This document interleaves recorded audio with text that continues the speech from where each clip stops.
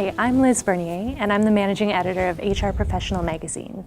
I'm here at the HRPA 2018 Annual Conference and Trade Show, and I'm here with Bill Greenhalgh, who just presented on the intelligence revolution. So this was some research that you were involved in some time ago last year, and you presented to a pretty packed room, I'm told. So could you tell us a little bit about the central points in your presentation? Yeah, the presentation itself really is based on a whole bunch of information. And I think that the key messages that I wanted to get over was that, first of all, there are so many surveys and so many studies today. It's like, as I said in the presentation, it's like trying to drink water out of a fire hydrant. There's so much information, it's really difficult to kind of put into context. So what I wanted to do was to give them a sense of where the world is today in terms of automation, and it can be very frightening. There's all kinds of things going on.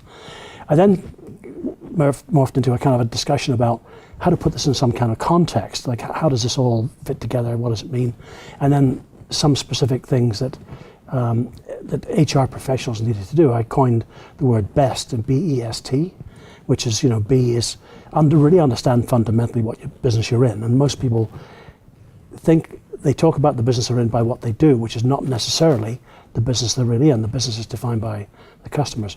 The E was evaluate. I look at the organization, the kind of skill sets that we're going to need. S was very specific.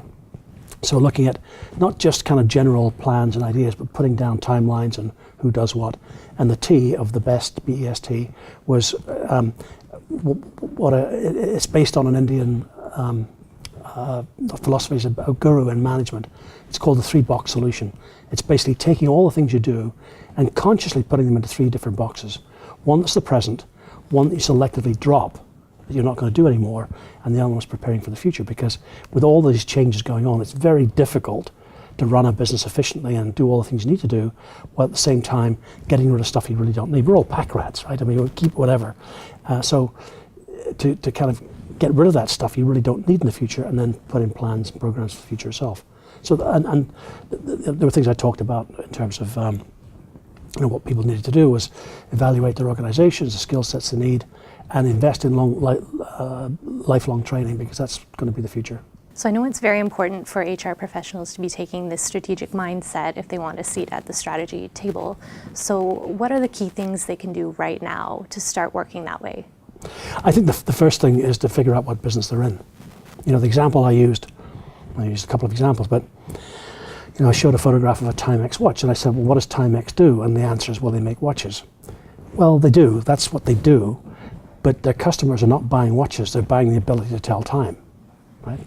So Toyota makes cars, but the customer's not buying cars, they're buying the ability to get from A to B in an appropriate time, in comfort and whatever they want to go at a reasonable price. And so that's why Uber is able to come in from left field effectively, because if you design yourself and define yourself as a car manufacturer, and you say that's what we do, as opposed to what we deliver to customers, which is the ability to get from place to place. Uber comes in, they don't make cars, but they get people from place to place. So the disruptors figure out this kind of thing. Same with Airbnb. They're dealing with customers, and most people are not buying hotel rooms. Some want a hotel room, but many people just want somewhere to sleep, and the two are different. You don't necessarily have to have a hotel room to sleep in comfort and cheaply, and that's where Airbnb comes in. So there's all kinds of examples like that, and that was my main point. If you're going to think strategically, you need to kind of really fundamentally understand the business that you're in, not defined by what you do, but defined by what customers are buying. Well, thank you so much for taking the time to sit down with us. I'm Liz Bernier, and this is HR Today.